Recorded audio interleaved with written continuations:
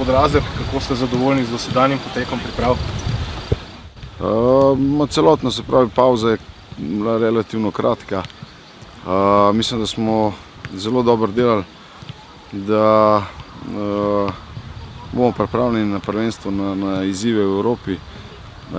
Odigrali smo par prijateljskih tekem, sicer rezultatsko ni bilo ne vem kaj, ampak treba iskati dobre stvari znotraj teh tekem, ker so to le pripravljene tekme, marsikaj se proba, marsikoga se proba, tako da jaz ne dajem nek poudarek rezultatom na prijateljskih tekmah, ampak fantje izgledajo dobro na treningu, komaj čakajo pač super pokal in potem prvenstvo 13. in pa Evropo, tako da jaz mislim, da bomo pripravljeni.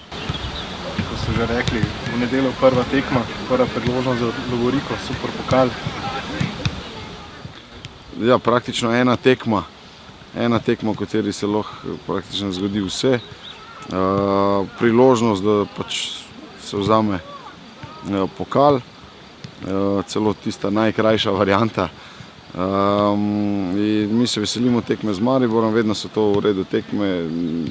Jaz bi si želel, da je čim več tekem takih tudi v prvenstvu, tako da naboj ne bo manjkal, mi smo motivirani in verjamem, da nas čaka dobra predstava v nedeljo.